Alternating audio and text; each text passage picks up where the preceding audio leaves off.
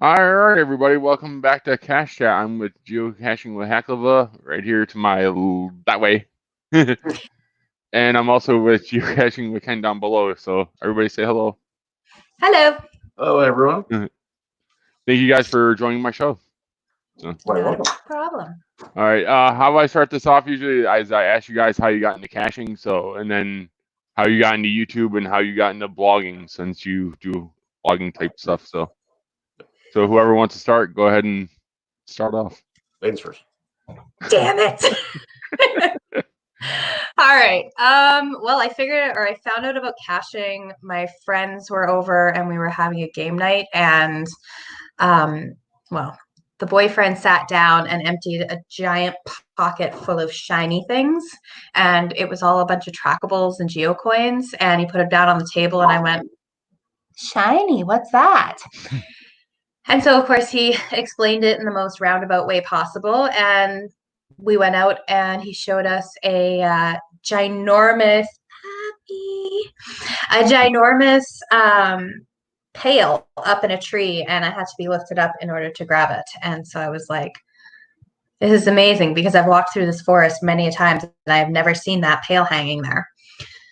And then for vlogging, I was bored and I needed something else to do while I was sitting and watching TV. So I sat on my laptop and I edited footage of me killing time while I was working.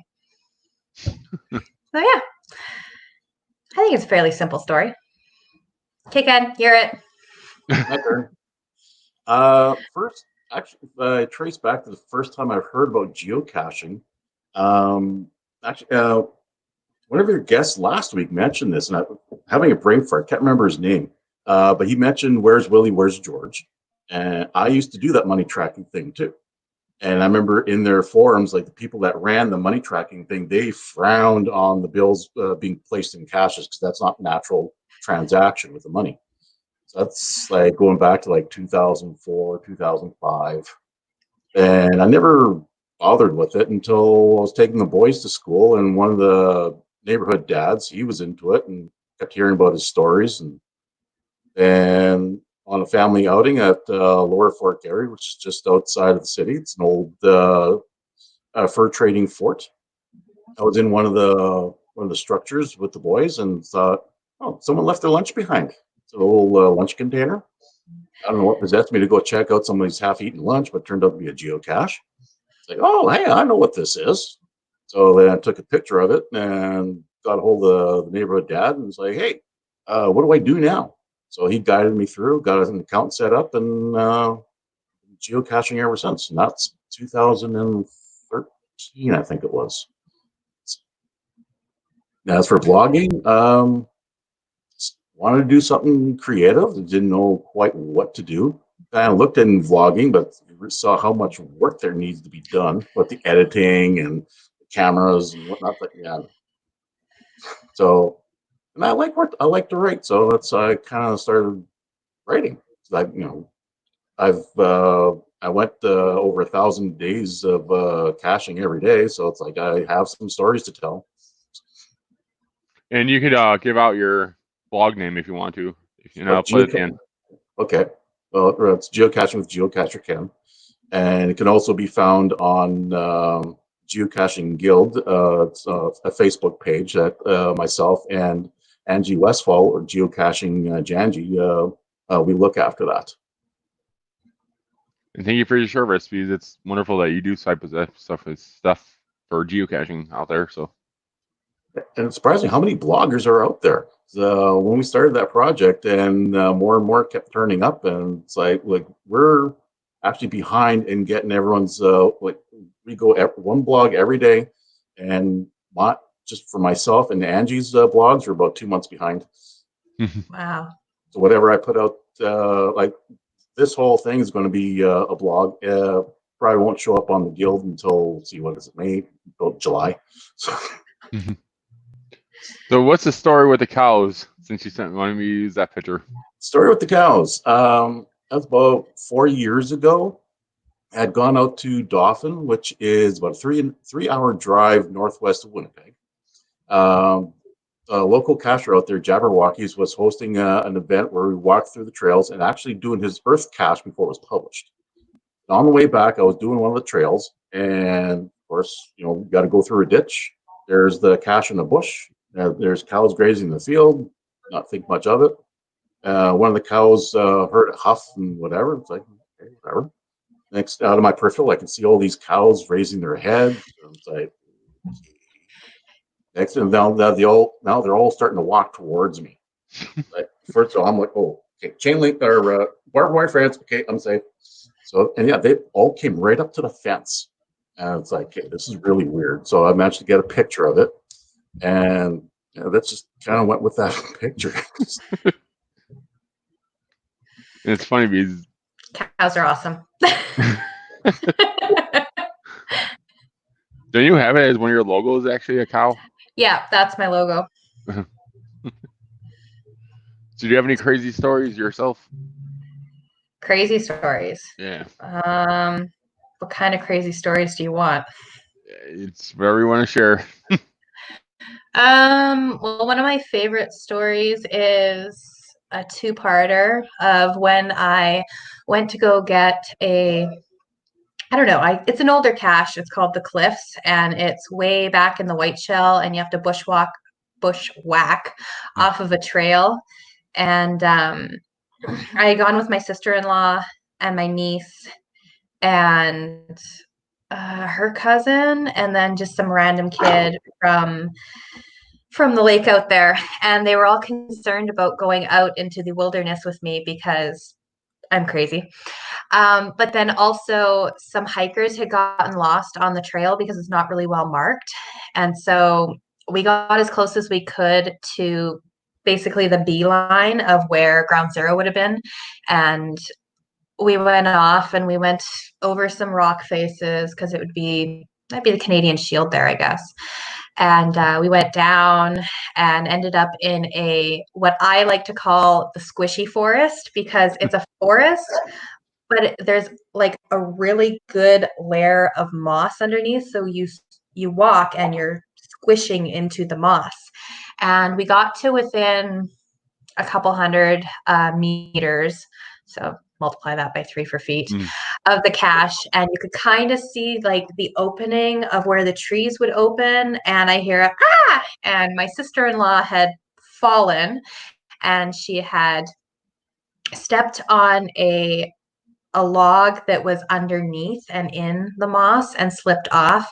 And then she ended up gouging the side of her ankle with one of the pieces of wood under there, and it took out like a really good sized chunk out of the side, but we weren't sure if it was broken or not. And so I'm standing here and she's not bawling her eyes out, but she's in a significant amount of pain, and I figure out where it's coming from, and oh, okay, yeah, you can move everything. Yeah, it's probably not broken. Are we going for the cash? Are we not going for the cash?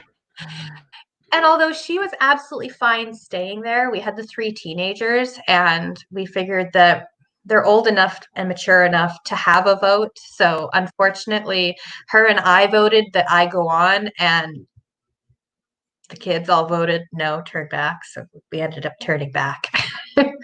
And then I logged a DNF because DNFs bother me. And if there's a DNF on the map, I'm gonna try my hardest to get back there ASAP.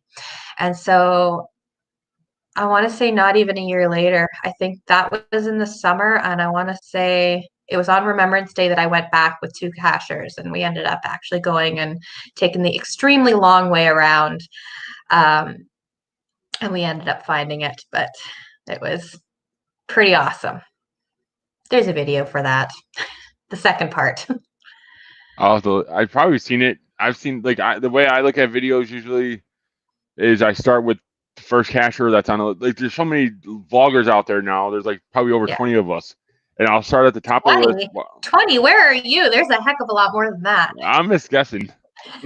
And I'll go to the first person and I'll watch all their videos, catch up, then go to the next person, go all their videos, catch up. And like I'll go in a rotation. Yeah. Because some people are like, why don't you watch my videos right when they come out? I'm like, these are so many out there now. There is.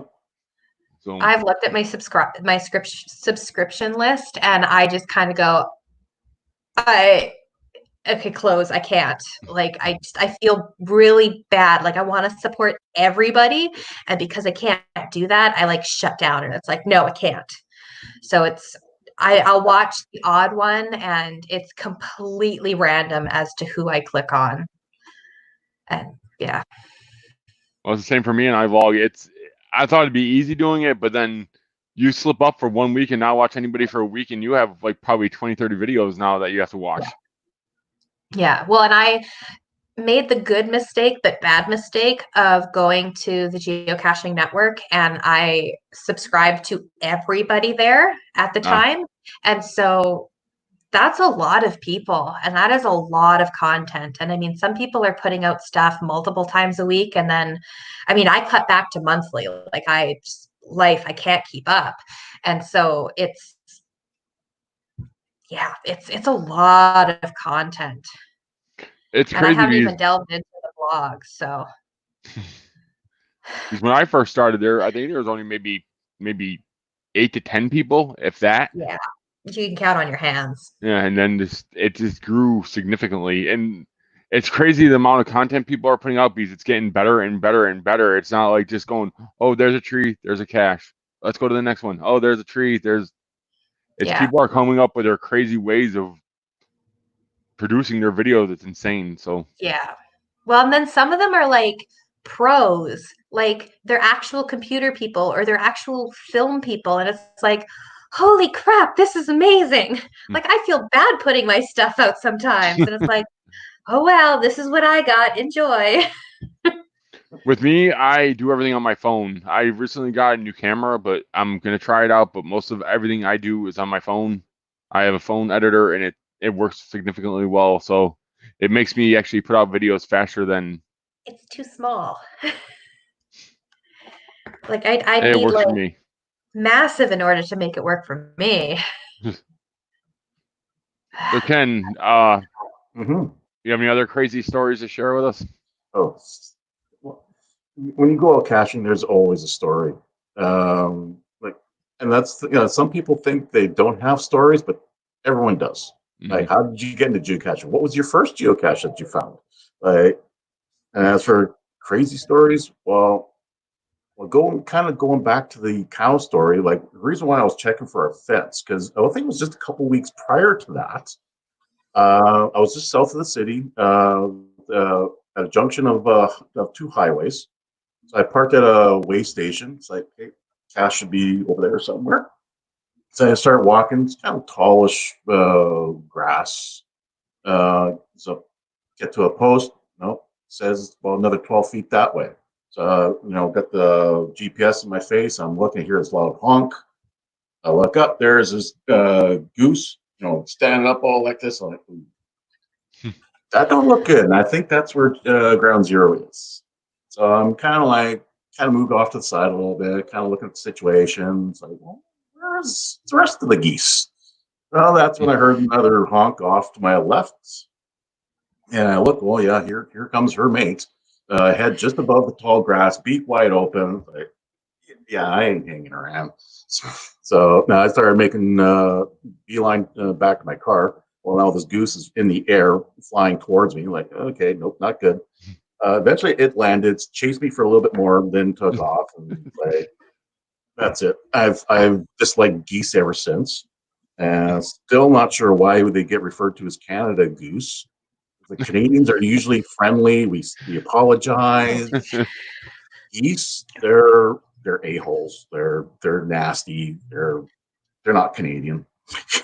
Oh, I've had plenty of stories with them because I live in Buffalo for a little bit, and they're right there on the lake. So I've had my plenty of stories with them. So, oh yeah. So yeah, you got all sorts of stories. The problem is when you sit down to do this, all of a sudden you said, they're gone. They're gone. Once the show is over, it's like, oh right, I should have mentioned this one. Have you ever had any stories with the law coming after you? No, actually, the only time I've ever had an encounter with the law was last year in North Dakota, and that was in between caches. I got pulled over for speeding, doing 10 10 over the limit. He only charged me 5 over the limit and said, oh, no, this doesn't show up on your license. I renewed my license a couple months ago. Yeah. It's on there. Yeah, it was on the license. Wow. Did you get a point for it, or do you guys not have a point system up there? We do, and I lost a couple points. Yeah, that sucks. Have you had the encounters with the law at all? Just once out in Dauphin. So we have a couple in Manitoba. We have a couple of meccas for geocaches. One is the Winkler-Morden area, which is south of us. And then the other one is Dauphin, which is way west, east. Ken, which way? Which way's Dauphin? Dauphin is northwest of Winnipeg, 3 hours. Okay, so west, northwest. I don't know. I don't know direction. I just know I'm going there. Anyways, so we were looking for a cache, and it was at this open field, and I was with the sweethearts. And we had been going into like the evening, and it was dark, and we were this strange vehicle from out of town, and we ended up going to, it was like out back of a parking lot, and then there was this big field, and we went to the middle of the field, and the only thing that was there was a hydro pole. And so we're like, well, it has to be here. And then based on the amount of favorite points, we kind of figured that it was one of the cable, like television cable connector things. Yeah. Do you guys know what I'm talking about? Yeah, but there's one down here. So. Yeah, it was one of those, and we couldn't find it. And so we ended up using the phone a friend and texting, or text a friend, and we text some other people.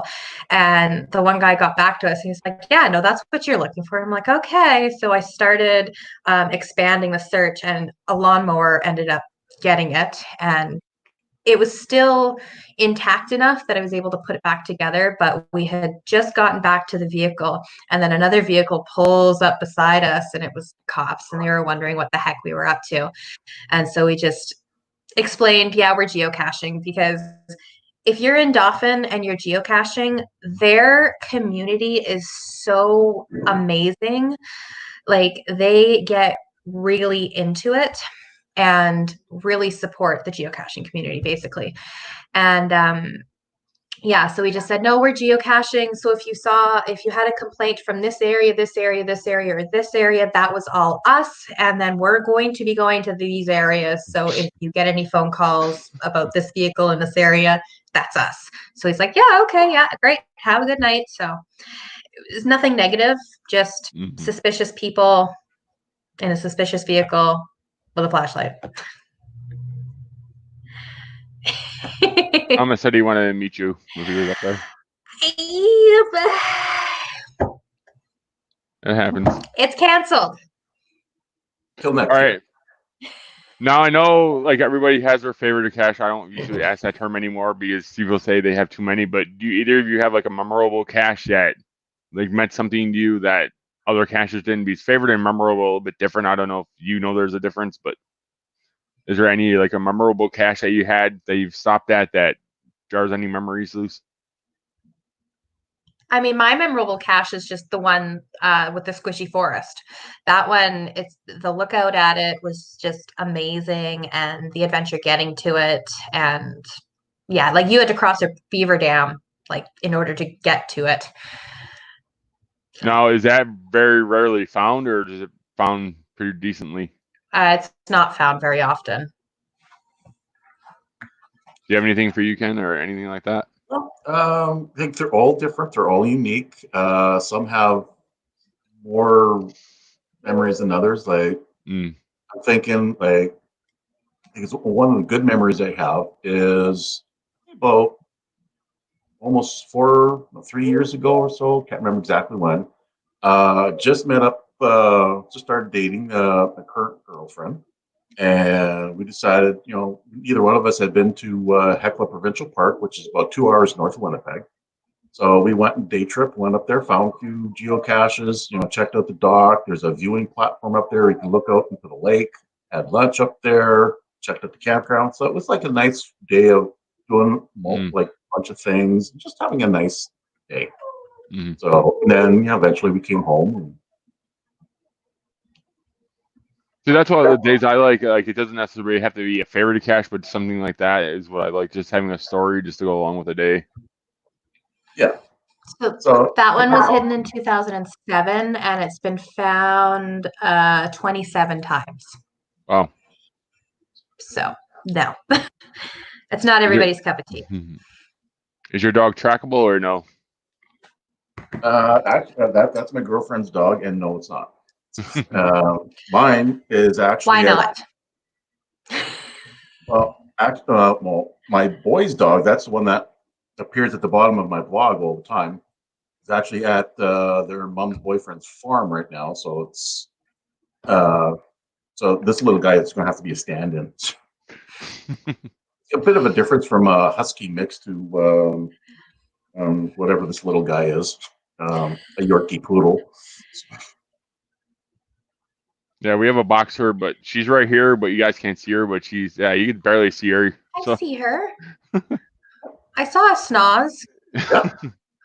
She loves attention, like especially when we travel, and she'll put her head out the window during the day, and like when we're traveling, and she'll get more attention than we do. Like they want to pet her and what's her name? What's this? What's that? So, but yeah, she's a good dog. She's well known in our little community with geocaching. So that's awesome. So, do you guys like have they opened up geocaching up there yet? Where you guys are? I know a couple places they haven't yet. We never closed it. Wow. Manitoba never closed it. We're very lucky that our numbers are very low. Yeah, we've, in my opinion, handled it quite well with our closures and whatnot. But geocaching, they never did close, and the reviewers have kept an eye on our community celebration events and posted notes on them, and they're slowly getting retracted, and we're able to pick new dates further down the road. Events are on hold. We can't host any new events for obvious reasons, because if you end up having more than 10 people, then you're screwed. But our geocaches have still been continually placed and released and found. Even in cities? Yeah. Wow. I don't think there's as many in Winnipeg. But yeah, there are still, like, they're sporadic, but they're still coming out. Well, I think there's been an influx lately of a whole bunch, but I think some of them are way up in the middle of nowhere where there's this trail. The Critter Trail. Critter Trail, with that someone has a part of. So. You know what? Almost anybody that goes out there, like, it was originally started by one person and they did a section. And then the idea of it was that everybody that went can add to it. And so that's kind of what's happened. So, I mean, I have a section. Or no, actually, I don't have a section. I only have a couple. How many are out there now? I've never done that trail. I don't know. Hold on. We have a trail called the Silver Comet Trail, and I think it's called the Tree Ladega Trail out here. There's probably a good 500-600 caches on it, but it's a old rails and trails trail, and it's crazy. So yeah, this one isn't a decommissioned rail line where the rail has been removed, and it goes really, really, really far. Like, the actual rail line is quite long. Somewhere in there. Okay. Anybody else hate the search part of the map? I hate how it always comes up as search. Ken, am I actually going to count this? Yeah, because there's most park trails have a number system. This one doesn't. It's just so nobody continues on after the person left. They just whatever. Each one's a different animal. That's what the Manitoba Critter Trail. I'm at 50.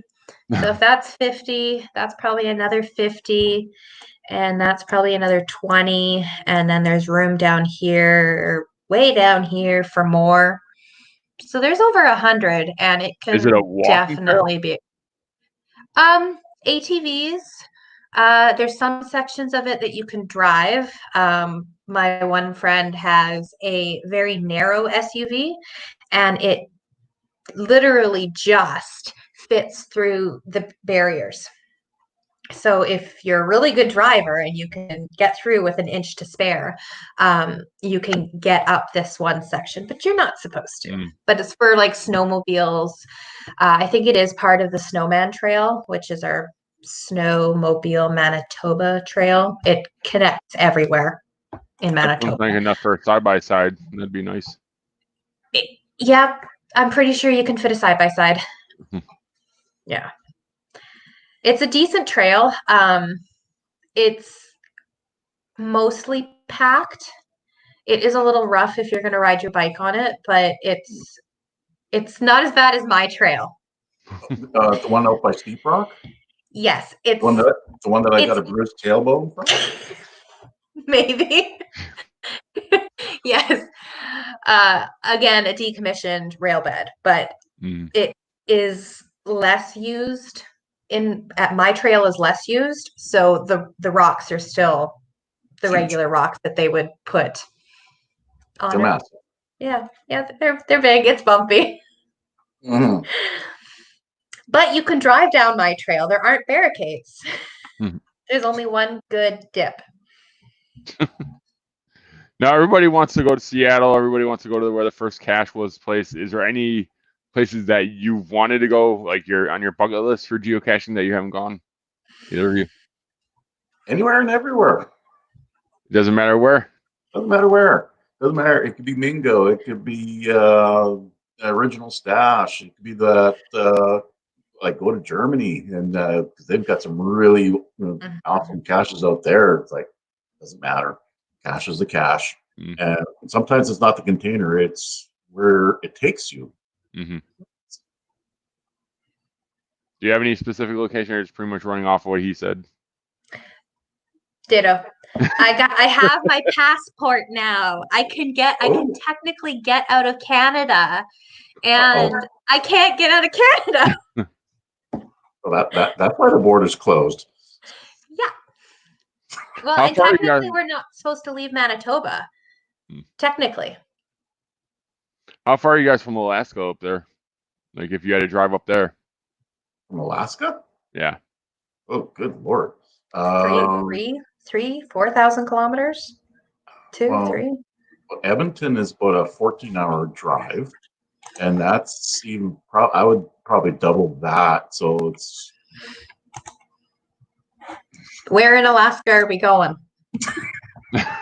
Alaska. I have no idea. Just asking. Directions from home. Oh, apparently it's 47 hours for me to drive there. So you can go there.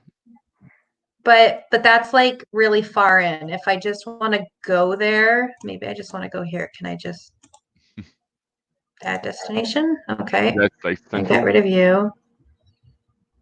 Okay, 40 hours. It's That's 40 doable. hours to the Alcan border, whatever that is. The Alaskan Yukon border. How many states do you have in the United States, Ken? Caching wise? Let's see. Minnesota, North Dakota. I picked up Montana last year when I went down for their camping caching event. I have Nevada. I think that's about it. It's the only thing I can come up with off the top of my head. Is there any events in the States you guys have wanted to go to besides like Geo Woodstock and when it was down in the States? Is there any other like major events that you guys want to hit? Anything that was mega, because I've never been to a mega. You haven't been to a mega yet? I haven't been to a mega. Want to? I just never seem to get there. The timing never works out. So no, it doesn't. I was supposed to go to a community celebration event that'll be last weekend in Minneapolis. That obviously got canceled. And I haven't really looked at too many others right now because I'm a healthcare worker and I have to work every other weekend. It kind of limits, and they always seem to not work out on my weekend off. So I've always been lucky yeah, because the going caching event is like right in my backyard. It's literally 25, 30 minutes from my house. So that's on my list. However, this imaginary list is extremely long. Well, Yeah. until they open up the border again, because there's a community event at the end of the month. I think the owner is debating whether to postpone it or not. Last I saw, and that was Tricaches, quite popular in North Dakota because he puts out some amazing caches. So he was having community event in Gilby, that's his hometown, North Dakota, and of course the annual cache and camping event in North Dakota. Apparently, they're still going ahead with it, and that's the weekend after Father's Day in June that they have it. Wow. And I just had an email last weekend, and it sounds like they're still going ahead with it. So it's like, well, I don't think I'll be going this year. have they talked about opening up the border yet at all? I haven't heard a thing. Well, it's going to be crazy. Like I've talked about this before, how things are going to go back to normal. Like what's going to be the new normal where everything... It's going to be different. I mean, I really hope that people have now learned how to cover their mouth and wash their hands, because that's basically how this all started. So I'm really hoping that people at least picked that up. But I don't know. I really don't know. It's made everybody paranoid. Yes. Yeah. I was in Starbucks the other day. I had done a mobile order and I was working. And so I wasn't going to wait in the 40 card line. So I went up to the door because you can do mobile pickup there. And I have my mask on and I'm off to the side. And you walk in and there's the little tables surrounding the door so that you cannot go in. And so you say, hey, mobile order for Kristen. And so the lady said, okay, yeah, it's just about ready. And then somebody was they were going on break. And so they ended up walking to the door. And I, went like this and pointed myself away from them to be respectful. And they're like, oh no, you need to step outside. And I'm like, I'm covered. I'm facing away. My hands are clean because you just saw me clean them when I came in. And do you think this is some magical virus that's going to jump off of me and onto you? Don't touch me. Don't breathe on me. And away you go. Like, okay, I will now touch the door that you're going to touch and go outside and then clean my hands again. And I'm like, some people are just taking it a little too far. And I understand the 6 meters or 6 meters, 6 feet. 6 meters are for in-laws. Yeah. Yeah. Like I do understand it, and it's a good like thing to keep in mind, but some people take it a little too liberally because it's not a magic virus and it's not going to jump off of my back and onto yours. You guys not have Tim Hortons out there? Oh yeah. Of course we do. Then how do we not go to Tim Hortons? Tim Hortons is better than Starbucks. I don't drink coffee, so I couldn't tell you. Well, Tim Hortons doesn't have I'll say girly drinks. I can order a latte at Tim Hortons and I get a medium. That's all they will give me. I want a latte. Like, this is my coffee cup. It is the size of my head. Like, your medium is not large enough for me. Yeah. But no, and actually I prefer McDonald's coffee over Tim Hortons coffee, oddly enough. Well, apparently McDonald's is giving frontline workers free coffee, which doesn't give me but I also good. don't want I also don't want to support McDonald's because they close their bathrooms and I'm a community worker and I need a bathroom. So, yeah. Wow. So I'm not supporting too many chains right now. I'm supporting mostly local. I'll go to Subway though. Subway has their bathrooms open. Yeah, the day I found out McDonald's closed their bathrooms, I was like, the place where I would clean myself like wash my hands and get rid of these germs. You're not allowing me to. I don't like you anymore. I've been just trying to stay away from, especially the Walmart's Superstore, which is our big grocery store, Walmart competitor here. I just got a grocery store at the end of my street. I think I've only waited in line a couple times to get in. Otherwise, it's been pretty good. So I don't ignore the. Well, I don't pay attention to the little arrows on the floor though. You're one of those. I want it. There's nobody in the aisle. So yeah. Those arrows are horrible though, because you always forget something and then you turn around and you're like, it's right there. And I can't go and get it because it's a one-way aisle going this way. And it's like, and you can't, there's some stores that you can't even go like back around in. You have to go out the front door and back in. Oh, our Aldi was like that for a while. Well, when you see the staff going against the arrows, and it's like, well, yeah, if you can do it, I can do it. Exactly. Yeah. Have you guys ever had to unbury caches in the snow? Because I know you guys get a ton more snow than we used to get in Buffalo. Story of our lives. Yeah, I've done that.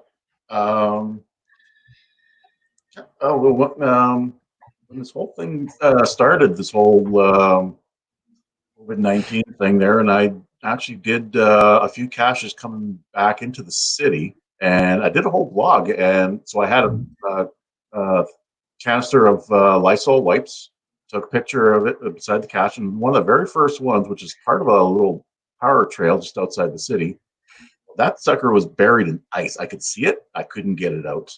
I dug and dug. I eventually got it out, and I signed the log. Yeah, that's normal around here.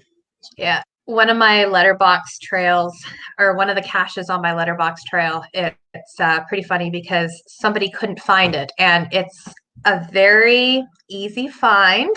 It's a preform with a hanger attached to the hydro pole. So there's a U-nail, a fencing nail, and it is attached. The only way this sucker's coming off is if somebody's like taken pliers and ripped it off. It's not coming off, which has happened, by the way.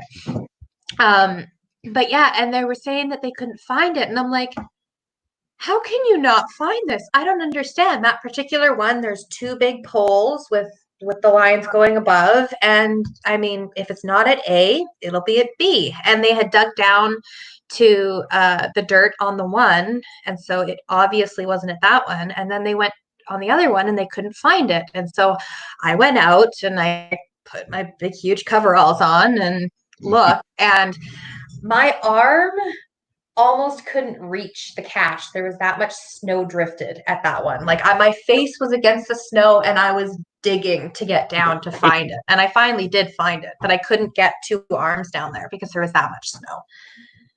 But wow. I sent the person who DNF'd it a picture, and I'm like, yeah, it's there. It's not easy to get to, but it's there. Do you guys have any tree climbs in your day?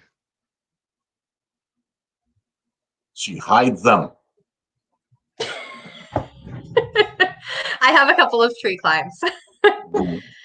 They're not like Jeff tree climbs. Mine are either a ladder or a tree, or a tree that you can use a ladder at. But yeah, I have a couple. Yeah, I've done one or two. Yeah.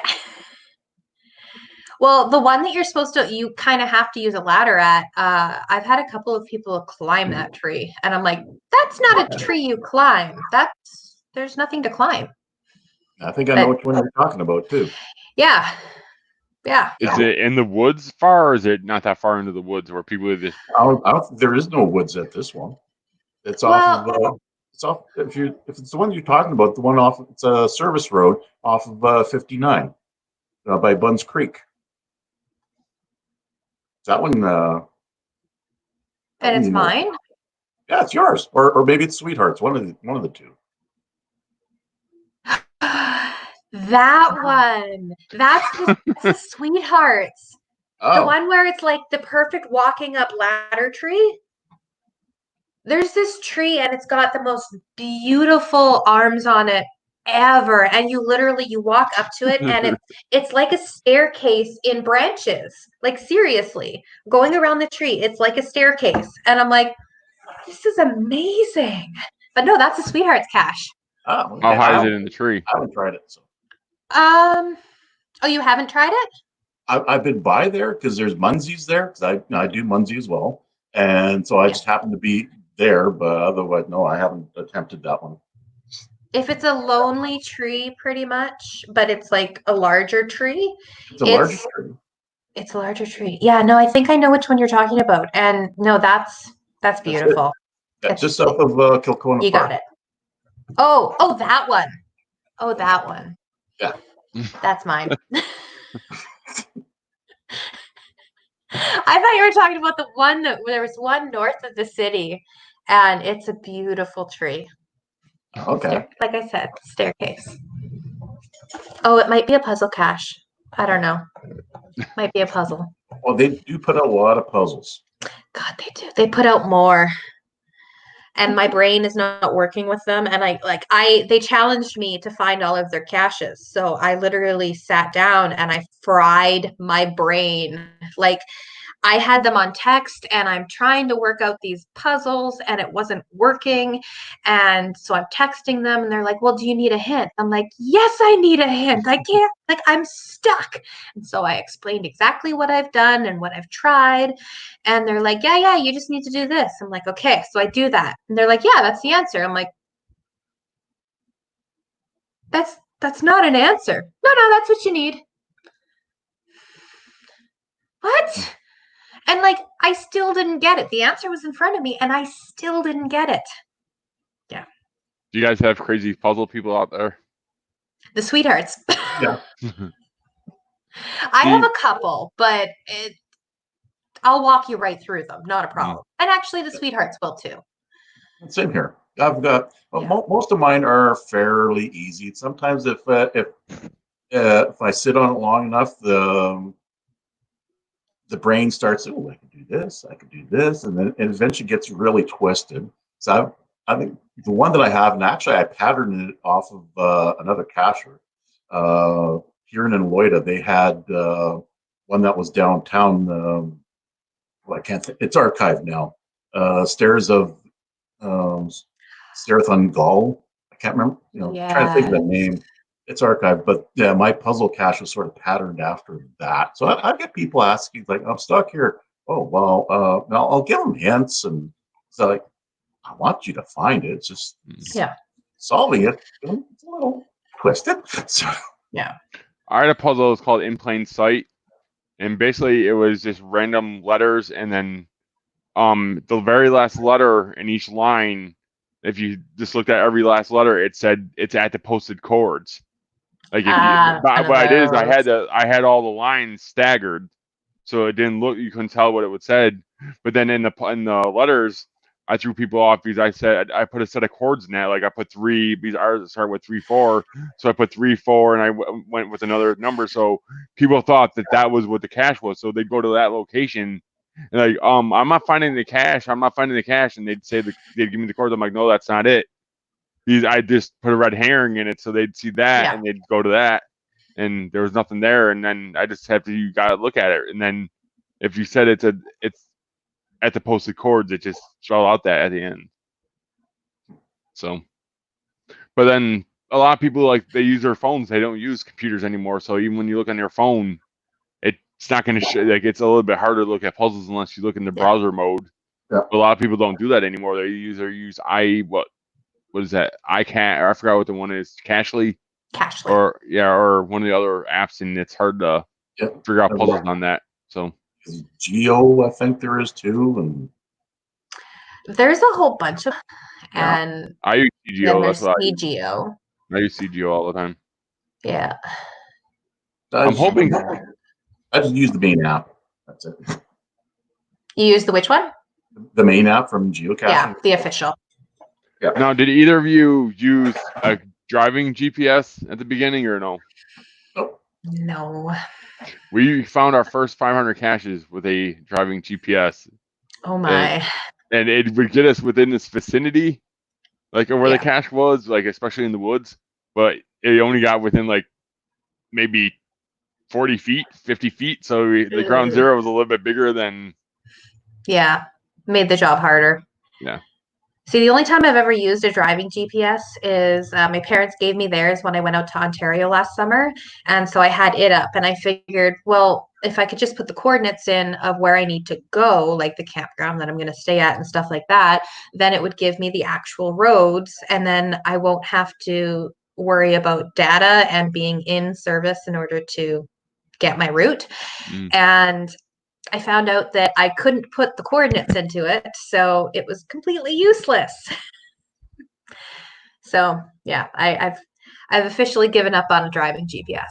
We used to use them for the power trails. Like it even showed the geocaching like symbol, like the traditional logo on the thing. But then for some reason, after the first 100 that we put in, it wouldn't regenerate the location. So all the ones would be from the first location unless we completely factory reset the GPS. So yeah, and then like Aaron said right there, we used to make maps. Like I'm sure a lot of us have, like right at the beginning where you get that notebook before like the handheld GPSs had the GPX files where it had all the stuff on it. Like people would make their notebooks, they'd write down the like little mini maps or little clues of where it is, and that's how we used to find caches. We basically draw a little scribble mark. Oh, it's behind a tree, or it's on a guardrail, or it's on this, and like some of the notebooks we look at, like how did we even find 100 caches when we were doing this? Yeah. So. Like, first couple I just studied like the Google map, Street View, and try to figure out, okay, it could be there. After doing that a few times, it's like, I need a GPS.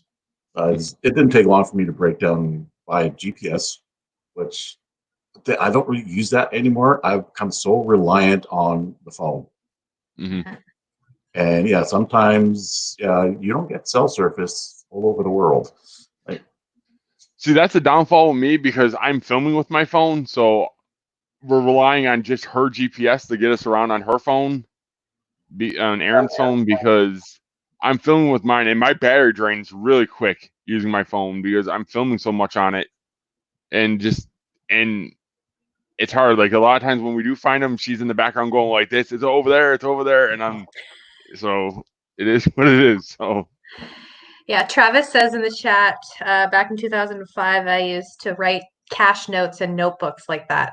That's what I did. I had a notebook, and every cache that I wanted to go and find, I would write all of the notes and the description and the size and the difficulty and then a couple of logs just in case I needed hints. Yeah. Sorry, my dog wants attention. She's right here. You can see her a little bit now. Yep. My dog is lost somewhere in the house. Mine, well, not mine. My girlfriend's is at my feet just because I got pizza in front of me here. So yeah, everybody's eating pizza. Okay, this is not fair. I you mean, both have pizza. pizza. I feel so left out. There's not much to order from in town here. So I'm not in Winnipeg at the moment. I'm not in Beausejour, which is a little over half hour east of Winnipeg. It's where my girlfriend lives. And while they're working in the backyard, putting in a new patio, well, no one wants to cook, so let's get something to eat. And there's not too many places in Beausejour to order from. So isn't there a really good pizza place there? Chicken Delight, that's it.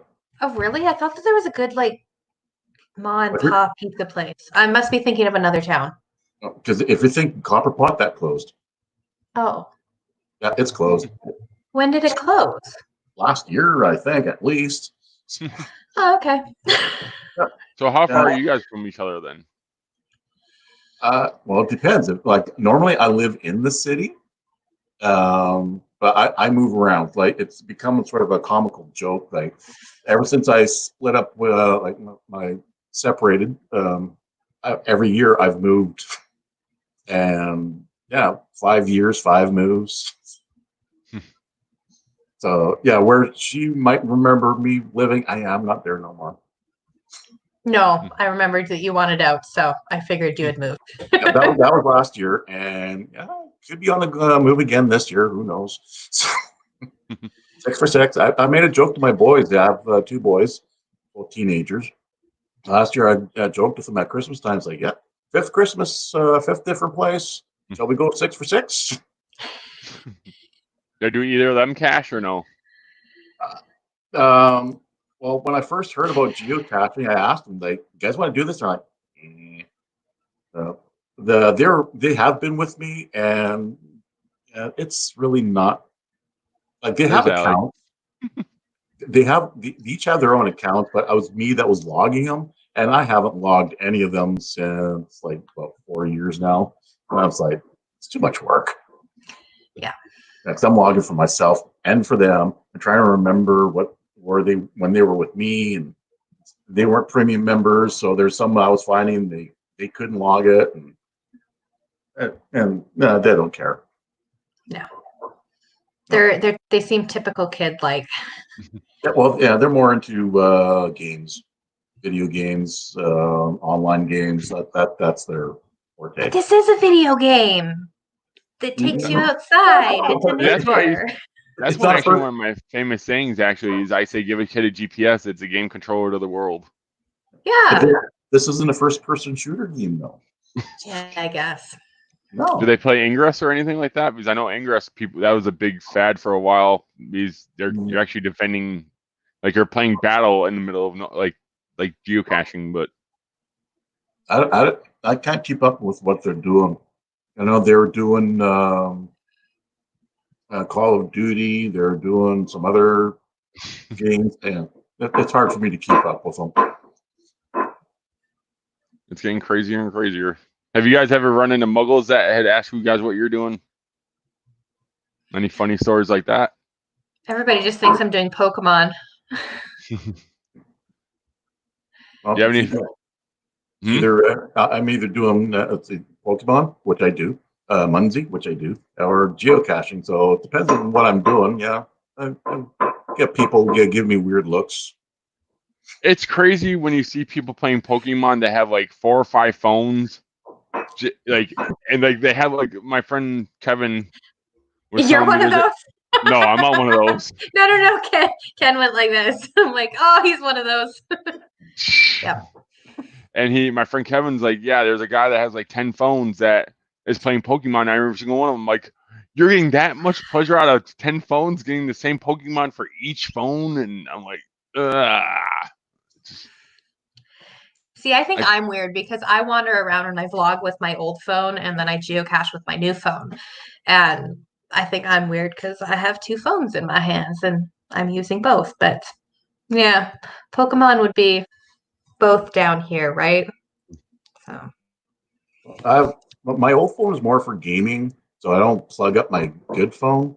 So yeah, I got Munzie on there, there's Pokemon on there, of course geocaching and any other game that I feel like playing, like Candy Crush or whatever. That's what that phone. That's my gaming phone. So this way, how many Munzies do you have so far? How many have I found? Yeah, if you had to guess. I'm just under 1,000, I believe. Which I'm going to say, I don't know a whole lot about Munzieing because every time I've tried to use the app, it's never worked for me. But I think that's probably pretty good because I know our Munzie community is fairly small here. Yep. Yeah. But there's it's some local cachers that have decided to put stuff out, like Shop Crazy, Bike for Me, Peter and Gloria. Peter, he goes out for walks, and like you can probably do like 100 in a shot just walking along a trail. So, wow. I know whenever I'm out with Kiji or Bike for Me, or even Shop Crazy, whenever I'm out with them, they'll be putting one out, and I'm like, oh, okay, yeah, okay. Yeah. The only thing I like about Munzieing, because we go home, I have pretty much every rest stop to and from New York on the interstate system that I've already got all the caches. And luckily, Munzies, they sort of, like after so many, I don't know, it must be because after so many months, they sort of replenish and they put new ones out. So I'm able to find Munzies every time I go home. even though I have all the caches found in all the rest areas. It's like most rest areas have a cache and they have a Munzie, no matter what. So Nice. and with Munzies, you could hide them you could hide them close together, so I could get 10 to 15 Munzies every rest stop. So, and I think that's like with Munzie, because I've got my area pretty much cashed out, just except for the periodic one that might pop up. But like north part of the city doesn't get a whole lot of new caches. They're all at the other end of the city, so that I'm looking at like a 20, 30-minute drive to the other side.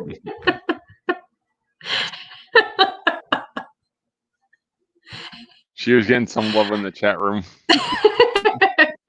Apparently, I'm the favorite, and I don't know why. Oh, Allie, go away. You smell. Go away. She did something. Have you been giving her popcorn? Allie just did something that I don't like, so sorry about that. Yeah, Munzing, we do it from time to time. If I see one like on a sign or something like that, I'll scan it, but I don't put it on the map just to look for where they are, unless I'm at a mega event where you can get probably 20 within probably 5-6 seconds of scanning them. So See, that just doesn't seem like fun for me. It's just like geocaching, with Munzie though, that you can walk, it's on a post as you're walking by. You got your phone all set up. As you're walking by, you hit the thing, you quickly scan it, and away you go. And say, whereas geocaching, you're actually stopping to trying to find this tiny little nano that's hidden on the back of a sign somewhere. See, I don't know. I guess for me, it's the thrill of the hunt, and yeah. So I can tell you this though, I've been approached more doing Munzie though than I have caching, because Munzieing they could stick them underneath a bench or this or that, and I'm looking underneath the bench. I could describe the cache and then stand up. Munzieing, they hide them in the weirdest places, and you're looking at our bench or looking at me on this, and people are like, "What is he doing?" With geocaching, I could sort of wait people out, because Munzieing, they're a little bit more harder to find in populated areas. Well, See, I don't know. I find with geocaching at a bench, I will still turn myself upside down and like hang underneath the bench. Well, and then sometimes you get the thing all queued up and you're trying to focus and it's just not reading. And you stand there with your phone up against a post. People walking by, it's like, why is it taking a close up of a post? Well, there's a QR code and I want to know what it says. And there's a couple I've scanned that had nothing to do with Munzie, and you pull it up and you're like, it's a sketchy site that somebody posted up there, and they're just hoping that somebody clicks on it that gets a virus, because I've seen people do that too. So interesting. Makes me want to not Munzie even more. Yeah, but there's people that put out caches that somebody will find a cache and they'll do nasty stuff. So, because I've heard stories. I've heard stories of people saying they found a note saying, "Oh, somebody peed in the cache," and they read the note and then they have, you know what I mean? So at least I can just hand sanitize and be off. Like a wash. We'll be fine. We'll be finding geocaches. There was that group a few years back that was taking them and holding them ransom from people until geocaching shut them down. Ridiculous. I forgot where it was. It was some website they'd made, and they were taking caches and they were putting them on ransom, like if you wanted your cache back. So I think we need to talk about something else. The chat's getting nasty. This is supposed to be about geocaching. We're talking about Munzies and Pokemon. Well, no, they're talking about stuff that they've found in geocaches. Oh, well, I think Cache the Line has a Facebook page about the stuff you find in geocaches. Yes.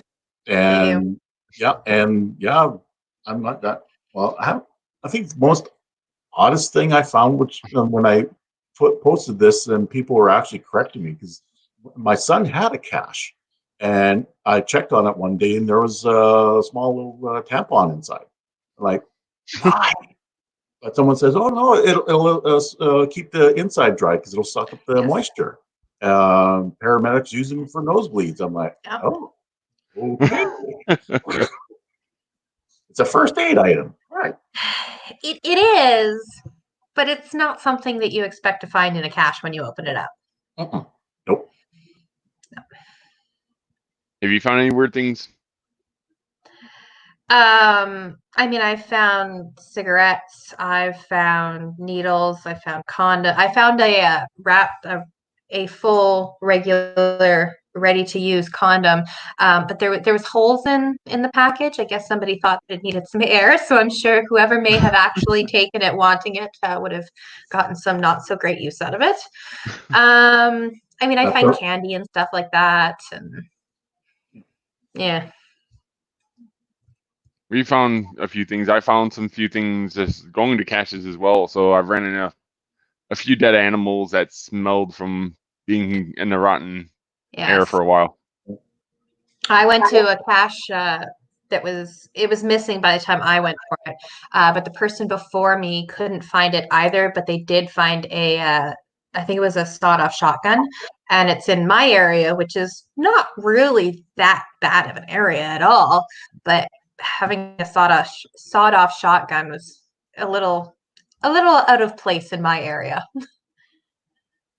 Well, speaking of dead animals, it's about 4 years ago. So I went down to North Dakota.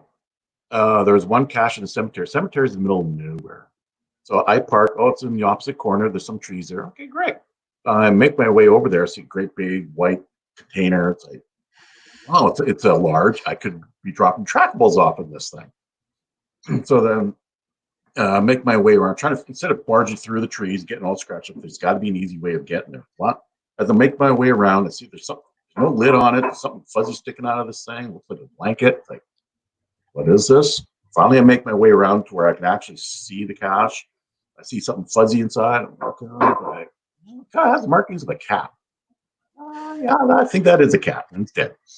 So, being in the cemetery, all I can think about is Stephen King's Pet Cemetery. I'm like, cat, don't raise your head and hiss at me. And of course, what do I forget? Pen. And where this container was, the cache was actually hanging on the branch, maybe 3 feet from the container. So I'd go back to the car, get a pen, sign it, go back there, quickly hang it back up, got out of there. And last year, when I stopped off in Williston on the way down for their caching camping event, I was actually going after one of Angie's caches.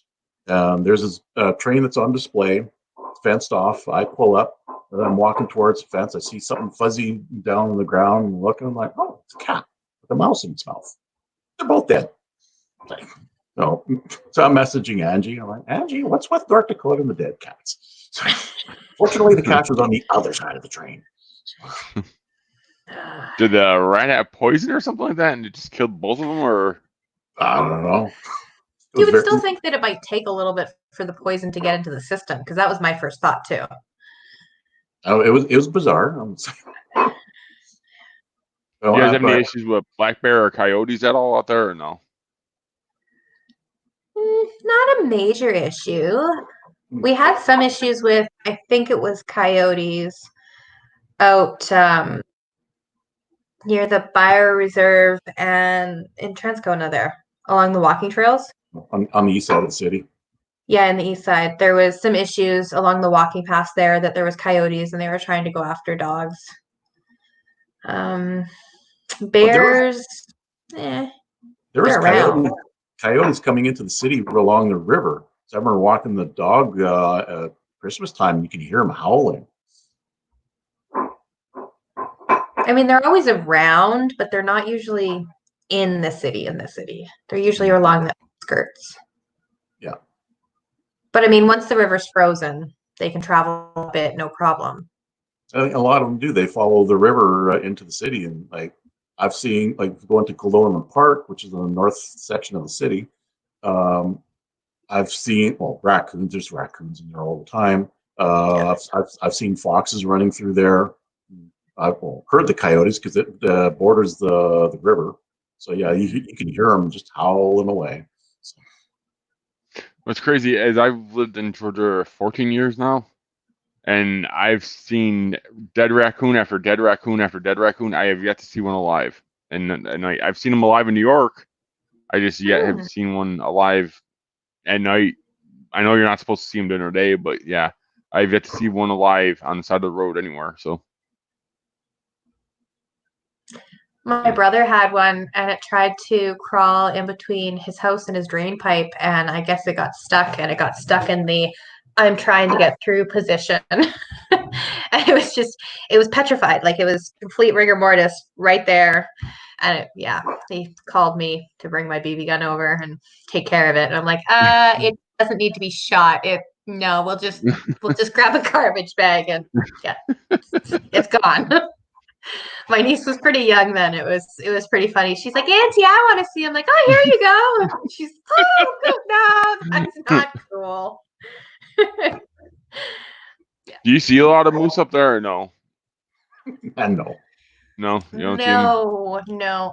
I was over in our national park, Riding Mountain National Park. It's a park. And I was going through with another cacher, and we were driving, and she's like, I'd really like to see a moose. And I'm like, they're around, but they're not really around. And there just happened to be a little one just lopping along the side of the road. So I'm like, hey, look. And so she got a very, very blurry picture. I mean, we do have deer and elk and moose and all that kind of stuff here, but I think our deer population is the biggest, and moose and elk, I mean, hunting wise, you have to be drawn for it. So you can't just go out and shoot them. Yes, I didn't know that. You can't just get a deer license and deer license you can. About 3 years ago, they opened it back up for anything, but a good 3 years before that, it was bucks only. You could only take a male because they were trying to grow the population, because we had a very wonderful winter where it thawed and it froze and it thawed and it froze and it thawed and it froze. So a lot of the deer ended up not being able to get through the many layers of ice to get to anything to eat. So they all starved and died over the winter. So they had to close the hunting seasons, except for bucks, in order to grow the population back up. And then it kind of depends on what area you're in, because there are some areas that have more moose and some areas that have more elk. Because Brandon has elk. They've got a herd of elk over there, I think. But yeah, basically just deer. We got a lot of deer. I did see one moose. I can't forget. I did see one. Actually, Mickey Moose. It's the Winnipeg Jets mascot. So that's the closest thing I've seen to a moose. Wow. Well, Manitoba has a team of mooses too, so don't they? Well, when the Jets originally left Winnipeg, the owners they purchased the Minnesota Moose, brought them up to Winnipeg, became the Manitoba Moose, and when the Jets returned, they put their minor league team out in Newfoundland for a few years. Then they came back. Now we've actually got both the NHL and American Hockey League teams here, right here in the city. But Mickey Moose has always been here. Yeah. Because, I mean, we're the Winnipeg Jets, so what kind of actual physical mascot are you going to have running around? Well, the original Winnipeg Jets had, if people Google this, they'll probably find it was called Benny, kind of a playoff of Elton John's Benny and the Jets. Benny and the Jets. But I don't know what this mascot was. It was very day. I still like, what the heck is this? She's gonna Google it. Benny, the Winnipeg Jets mascot. Oh, really? Yeah. What is that? What is that? Okay, let's see if I can take a picture and then show you the picture, because I don't think I can share screen. No, I don't want to take a picture of me. Okay. Yeah, that's our moose, and then that's our Benny. Yep. What even is that? I don't know. Yeah, and I went to Jets games when I was young, and I don't remember that.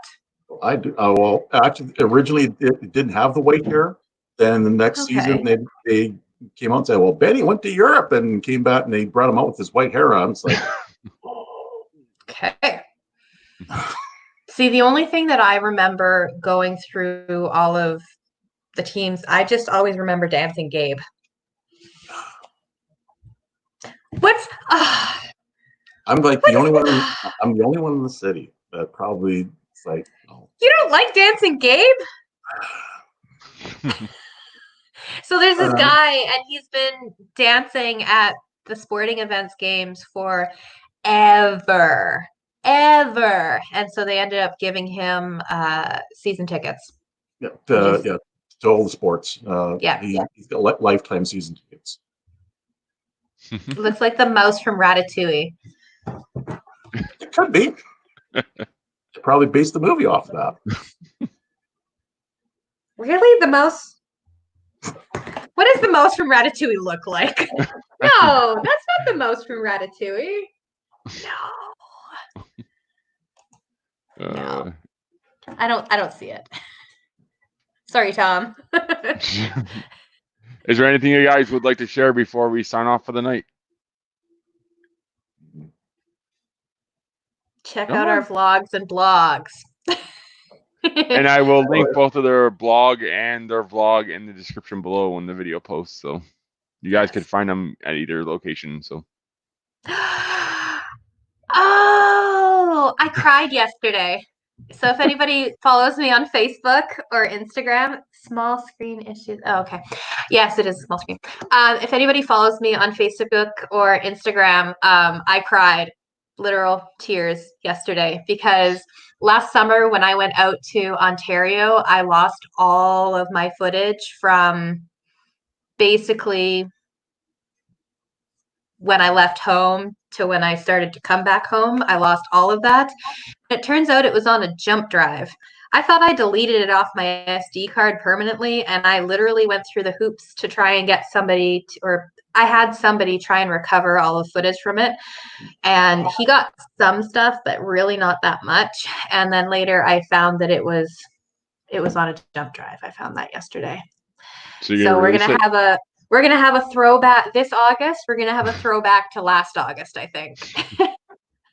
I feel your pain with that, but I lost my footage completely for 2 going cachings because, like I said, I film with my phone. Yeah. And I would have like 5-6 hours of footage from the event total, maybe more. Mm-hmm. Because there's so much that goes on at going caching because it's a 4-day event. And I lost I'd go to work the next day and my phone just would start heating up and it would reset itself. And I lost all my footage for 2 years in a row. Yeah. So. Mine was 52 gigabytes. 52 gigabytes worth of stuff I found. But I mean, that's the nice thing about blogging is it's here. Yeah, pictures are great to go with it, but as you get old, the memory starts going. Well, yeah, but I'm sure there's certain things that'll trigger your stories. Oh yeah, there are, and it's like, oh, I can write about that. Then, like with me, I try to take a lot of pictures, so then I can actually take something that I found on this particular trip. I can sort of put it with other things that I found, like stuff I found under bridges, or I could dice it up like that, and I've done that with I've had blogs where it's just stuff that I just showed pictures of stuff that I found, or it's. You can do so much. Like you can slice up the pictures many different ways and come up with different stories. And I find that that's harder with the footage because they're such large files, and you kind of have to, for me anyways, I have to keep all of this stuff here and then all of this stuff here and all of this stuff here.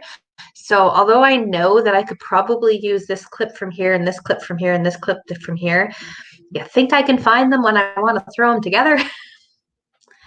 And in order to find that particular part within the clip, you have to watch every single clip. Oh, I know how that is. I prefer pictures. You can just click and go through them. Yeah, but if you take a lot of pictures, then you're having to go through all these pictures and like, where's that picture? I know it's there somewhere. And most of these are from geocaching, or what I've been doing is taking, when I get to work in the morning, I'm usually there before the sun comes up. Not now, but before and the floor that I look after has a window that faces east. I get some really awesome sunrise pictures. I got like every day there's a sunrise picture, so which I put on Twitter. My Twitter ones are as because you're limited for characters. Yeah. My Facebook page, yeah, I can go off on, like, this week is about earworms. So, One thing, okay, if you want to become like a crazy like person with editing, I've just started TikTok probably maybe 3-4 weeks ago, if not more, and I'm just doing it just to do it. And trying to edit like videos for that is insane because you only have a 1-minute segment to put out as much as you can, and just to edit that type of stuff, it's crazy. So I have lots of people telling me that I need to do TikTok because of the different things that I have my hands in, and I'm like, no, I do not have time to add that in too. And then, I mean, there'd just be a bunch of different topics, and it would be all weird. Then do I have multiple accounts for the different things, or do I have one account? And so I'm like, I am not going to get on that bandwagon. Not doing it. all right, do you have anything else? Go ahead. I dabbled with Periscope for a little bit. I did a few. It's like, nah, no. I wasn't happy with the way I was on the camera, so I was like, nope, not doing this. So yeah, TikTok. Yeah, I didn't even do Periscope. I had thought about signing on just in order to get my name, but then I went, no. I only got on Periscope. That heart walk that Tom, I don't know if you've seen that. He does a heart walk. I'll have to share it with you, or he can. He's Tom, you can go ahead and say something if you want to in the chat, and then I'll post it if you wish. But I joined Periscope just because there's another YouTuber I watch that does abandoned places and other craziness. He goes hotel rooms and motel rooms, and he does like a first-hand account of the bad ones. Like he'll purposely go to like a $30 hotel room a night just to find the bad stuff in the hotel. Like he'll flip the beds over, he'll go in the bathroom and like take tweezers and get the nastiness that he could find. His name, I'll give his channel a plug anyways. His Dan Bell. Look up Dan Bell and look up My Dirty Room or Another Dirty Room. He'll literally go to like cheap motel rooms. I think the first one he ever did, he went to it and he flipped the mattress over, and there was like a 3x4 or wide stain of blood underneath the mattress that they were still using the same mattress. And like, in the intro of his video, he shows a cockroach like on a desk, and you could actually hear the feet of the cockroach on the desk going across the table. That was my trip to North Dakota last year, because I did the cheap hotel routes. Didn't find no cockroaches or blood stains or anything, but it was interesting. And the uneven floors, you can hear your neighbors. It was interesting. The purpose was to save some money, because Airbnb. Live out of your car. I wish I could, but I can't. Yeah, yours is a little harder. You can find Airbnb really cheap. You can. But Bob is way cheaper. Walmart parking lot and Planet Fitness, I'm good. I just need to talk to the locals and figure out which is the better Walmarts. Yeah, it's crazy. So. Hey, Tom, are you gonna? There it goes. I'll show this right here. There we go.